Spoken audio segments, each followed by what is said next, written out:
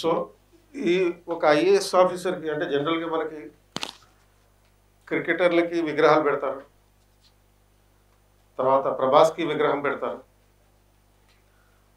హీరోయిన్లకి విగ్రహాలు పెడతారు. మన తమిళనాడులో అయితే ఖుష్బూతో మొదలుపెట్టి ఈ మధ్యకాలంలో లేటెస్ట్ హీరోయిన్ల వరకు ఉంటాయి, విగ్రహాలు ఉంటాయి, గుడులు కడతారు.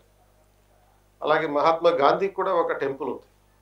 ఎక్కడ రామోజీ ఫిలిం సిటీ దాటితే అక్కడ ఒక టెంపుల్ ఉంది, మహాత్మా గాంధీ టెంపుల్. ఇలా ఒక ఐఏఎస్ ఆఫీసర్కి విగ్రహం పెట్టడం, దేవతా విగ్రహం పెట్టడం అనేది ఫస్ట్ టైం వరంగల్లో జరిగింది. ఎవరైనా ఉన్నారా మీలో వరంగల్ వాళ్ళు? సో బాగున్నాం మన వరంగల్. వరంగల్లో ఆమ్రపాలి ఒక జిల్లా కలెక్టర్గా పడ్డాడు. 2010లో ఆమ్రపాలి ఐఏఎస్ సాధించింది. సో ఐఏఎస్ సాధించి వికారాబాద్లో డిప్యూటీ జాయింట్ కలెక్టర్గా, ఆ తర్వాత వరంగల్లో కలెక్టర్గా పడ్డారు. అంటే she was holding both urban, Warangal urban as well as Warangal rural రెండింటికి జిల్లా కలెక్టర్గా ఉన్నారు. ఆ తర్వాత జిహెచ్ఎంసీలోనూ పనిచేశారు.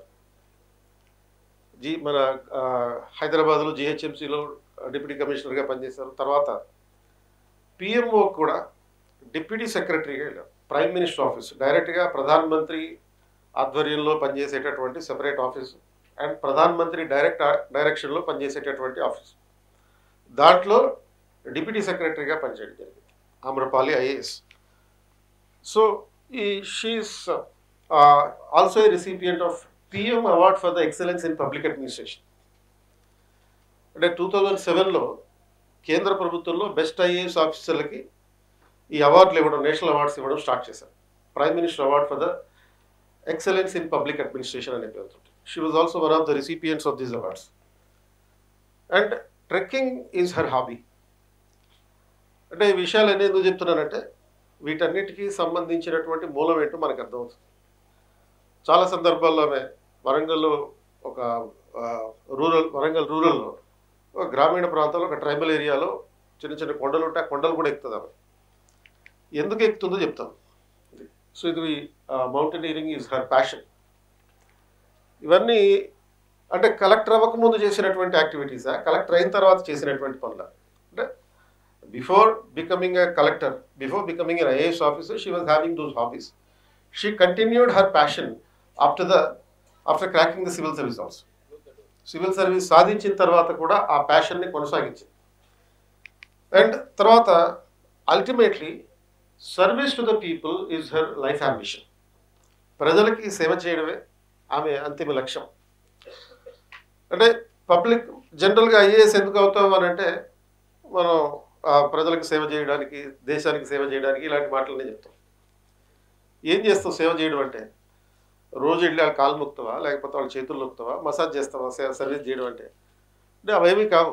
నీకు గవర్నమెంట్ ఏ రోల్ అయితే ఇవ్వడం జరుగుతుందో ఆ రోల్ పర్ఫెక్ట్గా పర్ఫామ్ చేస్తే చాలు. You are serving the people with utmost perfection and dedication, without expecting anything beyond what you are actually getting.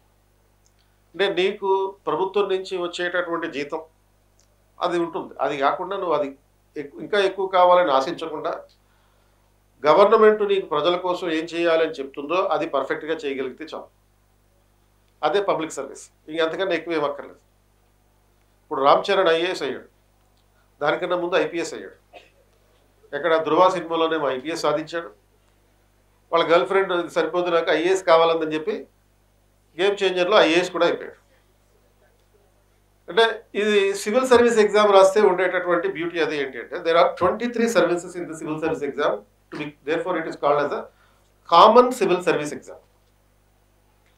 అంటే ఇది ఒక్క ఎగ్జామ్ తోటి మీకు 23 రకాల సర్వీసెస్ వస్తాయి. According based on your choice and based on your rank you may either get IAS are IPS, IRS, IFS ఏదైనా సాధించవచ్చు. ఇప్పుడు తను ఐఏఎస్ ఆఫీసర్, వాళ్ళ హస్బెండ్ ఐపీఎస్ ఆఫీసర్, వాళ్ళ చెల్లె ఐఆర్ఎస్ ఆఫీసర్, వాళ్ళ చెల్లెల హస్బెండ్ మళ్ళీ ఐఏఎస్ ఆఫీసర్.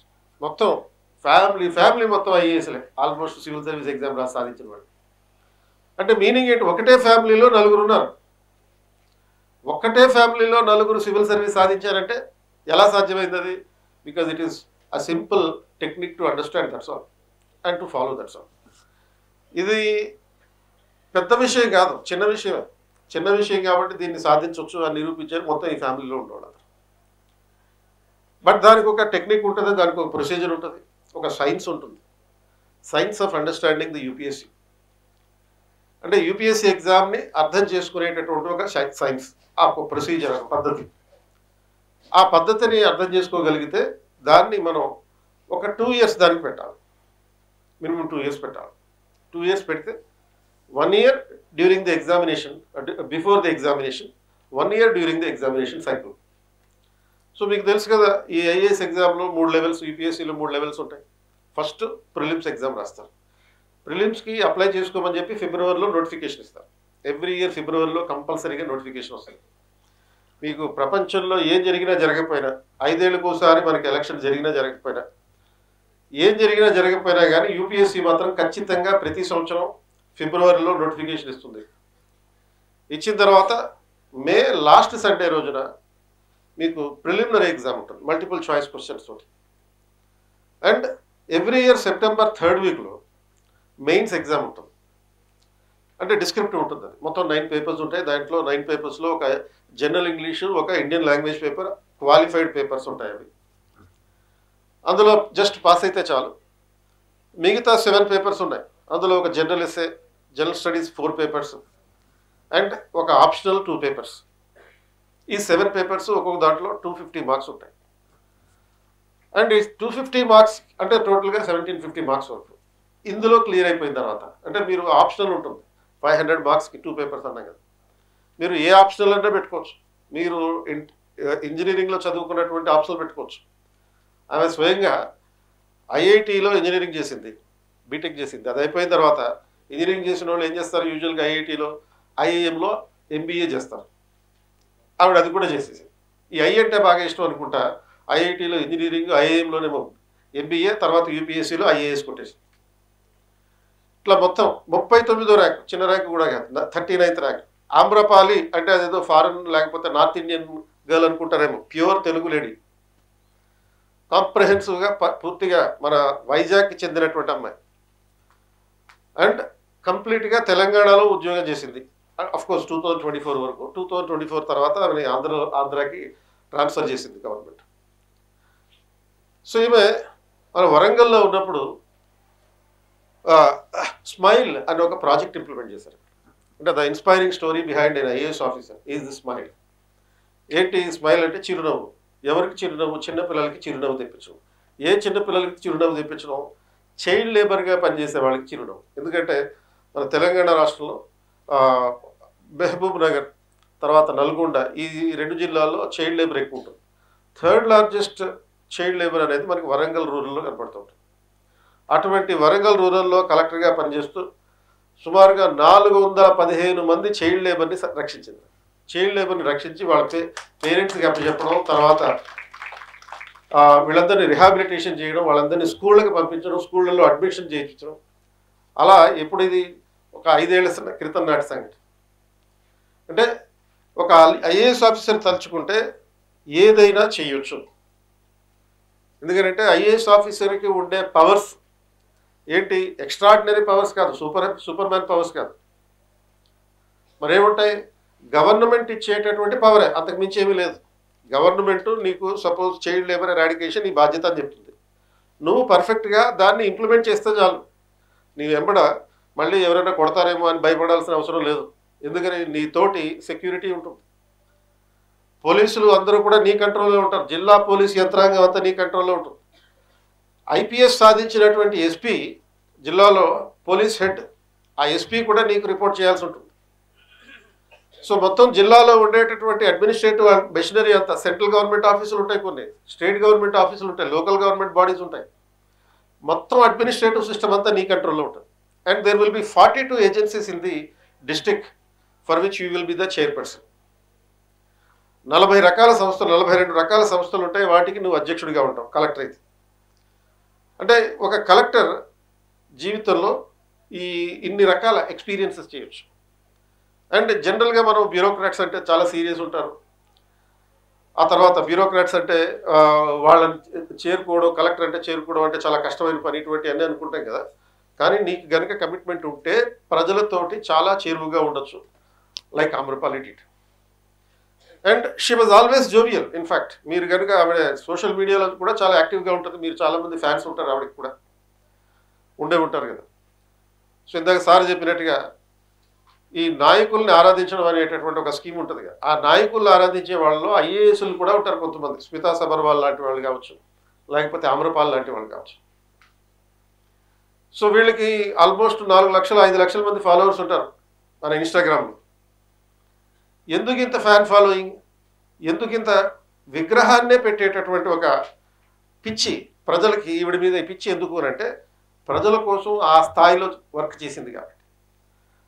ఆవిడ నేను చెప్పినటువంటి స్మైల్ అనేటటువంటి ప్రోగ్రాం ఆవిడ సాధించినటువంటి, ఆవిడ చేసినటువంటి అనేక రకాల పనుల్లో ఒకటి మాత్రమే నేను చెప్పింది. ఇంకా జనరల్గా మనకి వరంగల్ అంటే ఇప్పుడు మన cultural and heritage capital of Telangana. ఒక రకంగా ఇది కల్చరల్ అండ్ హెరిటేజ్ క్యాపిటల్ అంటున్నాం.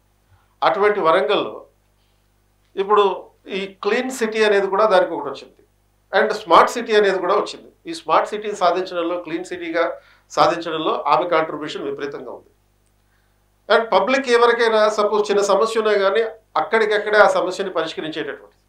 ఆమె వరంగల్లో ఉన్నప్పుడు సపోజ్ ట్విట్టర్లో ఆవిడకి ఒక ట్యాగ్ చేశాడు, ఒకడు ఫోటో తీసి ఆ ఫోటో ట్యాగ్ చేశాడు. ఏంటి ఆ ఫోటో, మా స్ట్రీట్ లైట్ ఎలగట్లేదు, మరి మీరు కలెక్టర్ కదా ఏం చేస్తున్నారు అని చెప్పి ఎలాగని స్ట్రీట్ లైట్ ఫోటో తీసి ఆవిడకి ట్యాగ్ చేస్తే 2 గంటల్లో అది ఎలిగేటెడ్ చేసింది. అంటే ఎందుకు ఈ వెంటనే ఆఫీస్ రెస్పాన్సిబుల్ ఇన్ఛార్జీలు ఎవరైతే ఉంటారో వాళ్ళకి కాల్ చేసి ఇది ఎందుకు ఎలగట్లేదు, ఎలుగుతుంది మేడం అని చెప్పాడు. ఫోటో పంపించింది ఆ చెప్పినోడికి. వాడు కంగారు పడి వెళ్ళి వెంటనే దాన్ని సెట్ చేసి వచ్చాడు. నెక్స్ట్ డే నుంచి తీసుకొచ్చిన రూల్ ఏంటి అంటే, మీరు కంపల్సరీగా ప్రతి స్ట్రీట్లోనూ ప్రతి లైట్ ఎలిగేటట్టు చూడాలి, మీరు దాని దగ్గర సెల్ఫీ తీసుకుని నాకు పంపించాలి ఈవినింగ్. ఇలా చేయడంతో ఆ రోజు నుంచి అసలు రోడ్ లైట్లు అంటే స్ట్రీట్ లైట్లు వెలగకుండా ఉండేటటువంటి పరిస్థితి లేకుండా చేసింది. అంటే ఆవిడ చేసింది ఏమి ఎక్స్ట్రాడినరీ పని కాదు. వకీల్ సాబ్ సినిమా చూసారా? ఆ వకీల్ సాబ్ సినిమాలో ఒక ఇన్స్పెక్టర్ ఉంటుంది. ఆమె ఏదైతే అది అయిందని చెప్పి వచ్చేస్తుంది కదా 10 నిమిషాలు, ఎక్కడి నుంచి బొల్లారం నుంచి ఇంకో చోటికి. సూపర్ ఉమెన్ అంటాడు చూడు. అలాంటి సూపర్ ఉమెన్ ఏం కాదు ఇవిడ, సాధారణమైనటువంటి మహిళే. చేసింది ఏంటి అంటే తనకున్నటువంటి అధికారాలని పర్ఫెక్ట్గా ఉపయోగించుకోవడం అంతే, తనకున్నటువంటి బాధ్యతలని సక్రమంగా నిర్వహించడం అంతే. When you have the authority you will have responsibility. Spider man అంటాడు చూడు, with great power comes great responsibility అని. నీకు ఎంత శక్తి ఉంటే అంత బాధ్యత కూడా ఉంటుంది. ఆ అధికారాన్ని ఉపయోగించుకుంది, అదే స్థాయిలో బాధ్యతను కూడా ఉపయోగించుకుంటుంది, ప్రజలకి సమస్య లేకుండా చేస్తుంది. కాబట్టి ఆవిడ ట్రాన్స్ఫర్ అయినప్పుడు ఆవిడకి నీరాజనాలు పెట్టారు, విగ్రహాలు పెట్టారు. సో అటువంటి స్థాయికి వెళ్ళేటటువంటిది ఎక్స్ట్రా చేస్తే ఏమి రాదు. She's a young officer. And ఈ యంగ్ ఆఫీసర్స్కి ఉండేటటువంటి అన్ని రకాల హ్యాబిట్స్, అంటే ఈ ఇందాక చూపించినట్టుగా ఒక ట్రెక్కింగ్ హ్యాబిట్లో, మౌంటైనీరింగ్ లాంటి హ్యాబిట్స్, ఇటువంటివన్నీ ఉన్నాయి. At the same time she never forgets her responsibility. So she is the role model of the team work as well. అంటే బాహుబలి సినిమా వచ్చింది కదా 2017లో. రేపు ఆ బాహుబలి సినిమా వచ్చినప్పుడు వీళ్ళు ఇంత కష్టపడి చేస్తున్నారు, నా టీం అంతా ఇంత కష్టపడి పని చేస్తున్నారు, వీళ్ళకి వదిలి చేయాలి అని చెప్పి మొత్తం ఒక థియేటర్నే తన సొంత డబ్బులతోటి బుక్ చేసి ఇచ్చింది.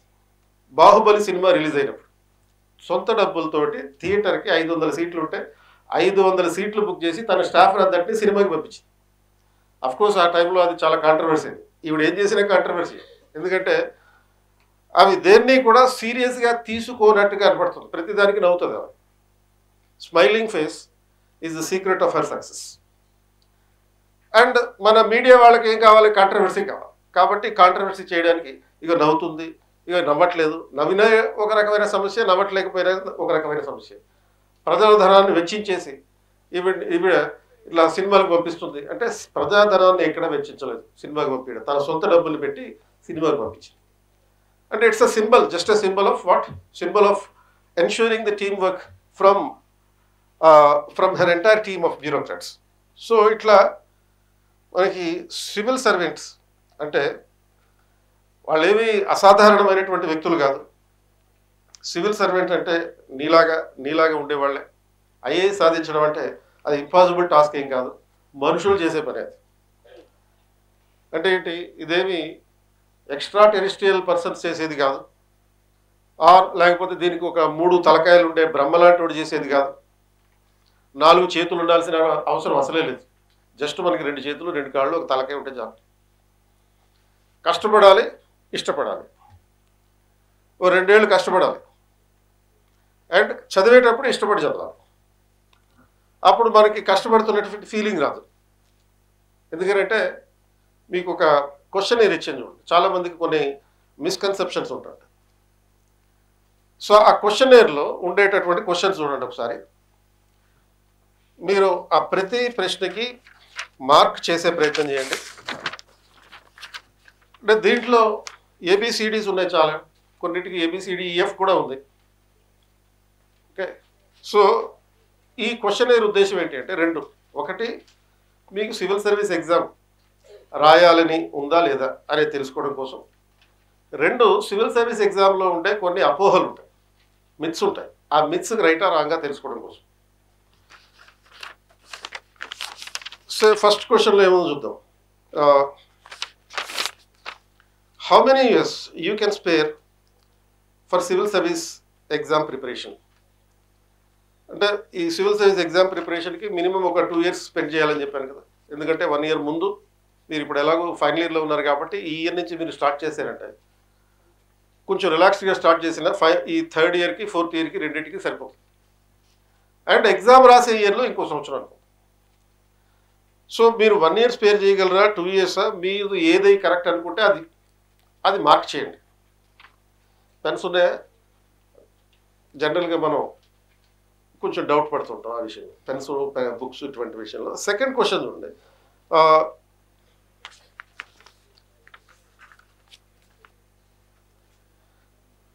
If you are reading the newspaper, అంటే ఇందాక చూసినప్పుడు ముగ్గురు నలుగురు ఎత్తారు న్యూస్ పేపర్ చదువుతున్నాం అని. అంటే న్యూస్ పేపర్ రీడింగ్ అనేది కొంచెం కంపల్సరీ. ఎందుకంటే ప్రతి ఒక్కరి జీవితంలో న్యూస్ పేపర్ కంపల్సరీగా ఉండాలి.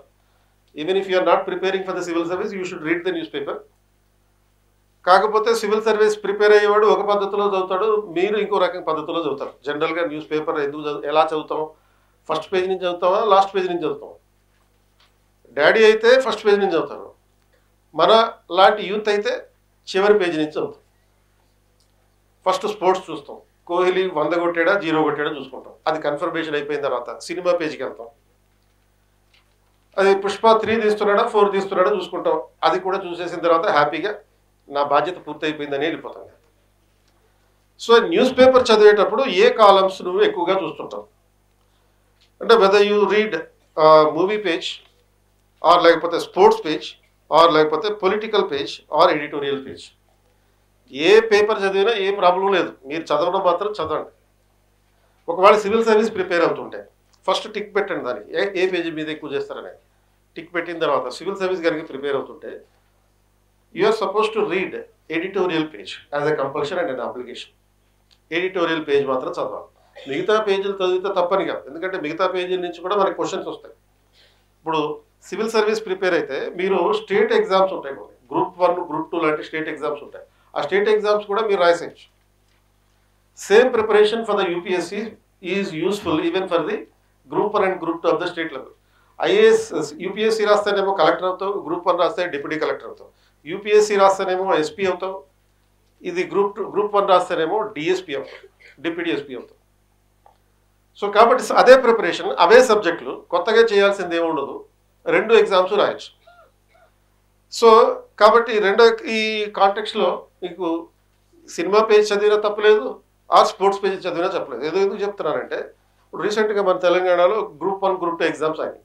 దాంట్లో బలగం సినిమా డైరెక్టర్ ఎవరు అడిగి, బలగం సినిమా డైరెక్టర్ ఎవరు తెలుసు కదా మనకి. దీనికోసం మళ్ళీ స్పెషల్గా యూపీఎస్సీ దానికో ప్రిపరేషన్ చేయాలా? ఇది ఎక్కడి నుంచి వచ్చింది ఈ నాలెడ్జ్? మీకు పేపర్లో చదివితే వచ్చింది, సినిమా పేజ్ చదివితే వచ్చింది. కాబట్టి బలగం సినిమా డైరెక్టర్ మీద క్వశ్చన్ అడిగారు. అలాగే ఈవెన్ ఒక మనకి తెలంగాణలో ఈ స్టార్టప్ హబ్ ఒకటి ఉంది, టీ హబ్ అని ఉంటుంది. ఆ టీ హబ్కి సంబంధించినటువంటి ఫౌండర్ ఎవరని అడిగారు. మన చుట్టుపక్కల జరుగుతున్నటువంటి విషయాలు ఇవి స్టేట్ ఎగ్జామ్స్లో వస్తాయి. కనుక సినిమా పేజ్ చదివినా తప్పలేదు అండ్ స్పోర్ట్స్ పేజ్ చదివినా చెప్పలేదు. మీరే చదివితే అది టిక్ పెట్టుకోండి. యూపీఎస్సీ ప్రిపరేషన్కి వచ్చేటప్పుడు మాత్రం ఎడిటోరియల్ పేజ్ కూడా చదవాలి. అలాగే third question, what is your schooling background అంటే సిబిఎస్ఈలో చదివేవా, SSC from state or NIOS, ఇటువంటి దేంట్లో ఏది చదివితే అది టిక్ పెట్టండి.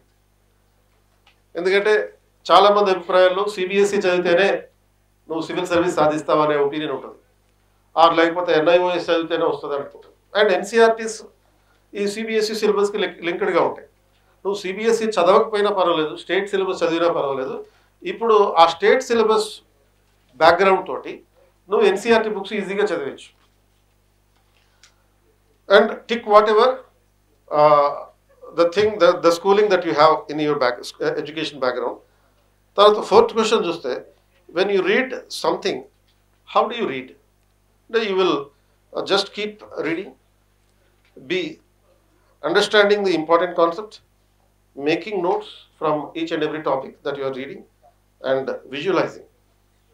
అంటే చదివేటప్పుడు ఆ డిస్క్రిప్షన్ని విజువలైజ్ చేసుకోవడం. ఈ 4 ఏం చేస్తాం అది టిక్ పెట్టండి. ఏం చేసినా కానీ తప్పలేదు.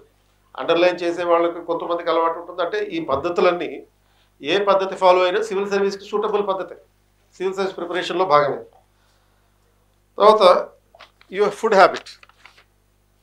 What is your food habits?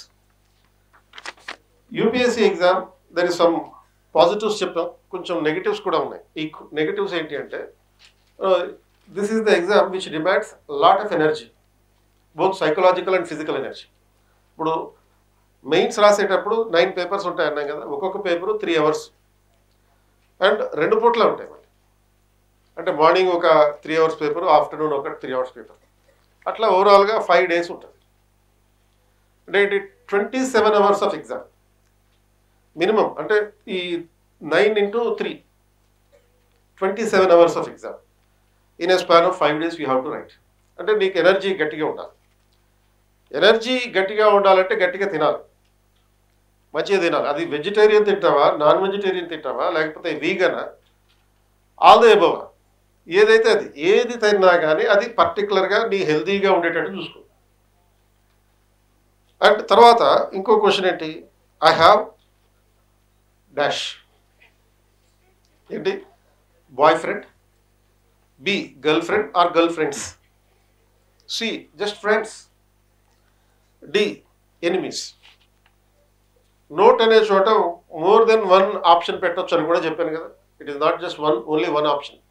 నీకు గర్ల్ ఫ్రెండ్ ఉంటే గర్ల్ ఫ్రెండ్ అని పెట్టు, ఓన్లీ ఫ్రెండ్స్ ఉంటే ఫ్రెండ్ అని పెట్టు, బాయ్ ఫ్రెండ్స్ ఉంటే అది కూడా పెట్టచ్చు. ఎనిమీస్ ఎలాగో ప్రతి ఒక్కరికి ఉంటారు, ఎనిమీస్ లేరని మాత్రం చెప్పకు. ఎనిమీస్ కంపల్సరీగా పెట్టాల్సి ఉంటుంది. సో ఇందులో మినిమం అయితే 2 ఆప్షన్స్ పెట్టుకోవాలి. తర్వాత what is your maximum ability to study? అది అంటే యూజువల్గా రోజుకి 18 గంటలు చదవాలని అంటుంటారు సివిల్ సర్వీస్ ప్రిపేర్ అవ్వాలంటే. జనరల్గా మనం అది చేస్తుంటాం. మీరు రోజు కాలేజీకి 9 గంటలకు వస్తారు, ఆల్మోస్ట్ 5 వరకు 4 వరకు ఉంటారు. ఇంటికి వెళ్ళిన తర్వాత మళ్ళీ చదువుతారు. అంటే మీరు కాలేజీకి వచ్చి ఏదైతే నేర్చుకుంటున్నారో అది కూడా మీ స్టడీ పీరియడ్లో భాగమే. సో టోటల్గా మినిమం మీకైతే 6 hours స్టడీ క్యాపబిలిటీస్ ఉంటాయి. రోజుకి అట్లా 6 hours చదివితే చాలు. You will be in a position to prepare for the civil service exam. Don't assume that you have to put in 18 hours a day. తర్వాత are you intended to contribute continue the preparation for the civil services? అంటే ఇన్ని దరిద్రాలు చెప్పిన తర్వాత కూడా civil service prepare అవ్వాలని అనుకుంటున్నారా? So that depends upon your opinion. అంటే సివిల్ సర్వీసెస్ ప్రిపేర్ అయ్యి ఐఏఎస్ సాధిస్తే దేశానికి ఏం చేయొచ్చో చెప్పాను, ప్రజలకు ఏం చేయొచ్చో చెప్పాను, ఆమ్రపాలి ఎలాంటి ప్రాక్టీసెస్ చేసిందో చెప్పాను, ప్రజల జీవితాల్లో ఎలాంటి మార్పులు తీసుకురావచ్చో చెప్పాను. సో అటువంటి పాజిటివ్ ఆస్పెక్ట్స్ ఉంటాయి. ప్రిపరేషన్ మీరు 2 సంవత్సరాలు పెట్టాలి. 2 ఏళ్ళు మీరు దీనికోసం కష్టపడితే 38 ఏళ్ళు మీరు హ్యాపీగా ఉంటారు, దేశాన్ని హ్యాపీగా ఉంచగలుగుతారు. ఈ 2 ఏళ్ళు కనుక మీరు కష్టపడకపోతే 38 ఏళ్ళు కష్టపడతారు. నాకు వెంటనే క్యాంపస్ ఇంటర్వ్యూ చేయాలి, 10,000కు 15,000కు బీపీఓలో కేపీఓలో జాయిన్ అయిపోవాలి అనుకుంటే ఇది మీకు మిగతా 38 సంవత్సరాల పాటు కూడా కష్టపడే పరిస్థితి. ఈ 2 ఏళ్ళు మీరు కష్టపడితే 38 ఇయర్స్ మీ లైఫ్ చేంజ్ అవుతుంది, మీ ఫ్యామిలీ లైఫ్ చేంజ్ అవుతుంది, and you can change the entire generation, and you can change the society and the nation. దేశాన్ని మార్చగలిగే శక్తి ఉంటుంది. And in your opinion, UPSC preparation is it tough or easy, moderate? I don't know. ఇంకా మేము preparation మొదలు పెట్టలేదు కాబట్టి మాకేం తెలియదు అని అంటారా? ఏదైనా కానీ కరెక్ట్, రాంగ్ ఏదీ లేదు. సో మీ ఒపీనియన్ ఏంటో రాయండి. Just mark your answer, that's all. And UPSC preparation is costly are cheap, affordable? I don't no. ఏది యూపీఎస్సీ ప్రిపరేషన్ అనేది ఖర్చుతో కూడుకున్నదా, ఆర్ లేకపోతే చీపా, అఫోర్డబుల్? సో నాకు ఇంకా ప్రిపరేషన్ మొదలు పెట్టలేదు కాబట్టి నాకు తెలీదు. ఏదైనా సరే అక్కడ మెన్షన్ చేయండి. Who can crack UPSC? పబ్లిక్లో ఉన్నటువంటి ఒక ఒపీనియన్ ఏంటంటే ఓన్లీ యూపీఎస్సీ అనేది ధనవంతుల పిల్లలకి మాత్రమే వస్తుంది. పబ్లిక్ ఒపీనియన్ అది మిస్కన్సెప్షన్. యాక్చువల్లీ యూపీఎస్సీ అనేది ఓన్లీ బ్యూరోక్రాట్స్ పిల్లలకి వస్తుంది. ఆల్రెడీ ఐఏఎస్ అయిన వాళ్ళ పిల్లలకి వస్తుంది. అమరపాలి వాళ్ళ డాడీ ఏమి ఐఏఎస్ కాదు, ఒక ఎకనామిక్స్ ప్రొఫెసర్ అంతే. ఒక టీచర్, వాళ్ళ ఫాదర్ ఒక టీచర్, మదర్ ఒక హౌస్ వైఫ్, హోమ్ మేకర్ అంతే. ఆమె ఐఏఎస్ అయింది. ఈవెంట్ చూసి వాళ్ళ చెల్లెలు ఇన్స్పిరేషన్ పొంది తను కూడా ప్రిపేర్ అయింది. వీళ్ళిద్దరిని ఇన్స్పిరేషన్ తీసుకుని ఇంకొక ఇద్దరు వీళ్ళకి పెళ్లి చేసుకున్నారు. రేపు వాళ్ళ పిల్లలకి వాళ్ళకి ఏమి ఇంట్రెస్ట్ ఉంటుందో తెలియదు మనకు. సో కాబట్టి ఇప్పుడు మైక్రోసాఫ్ట్ సిఇఓ ఉన్నాడు ఆయన, తెలుగు ఆయన, తెలంగాణ ఆయన.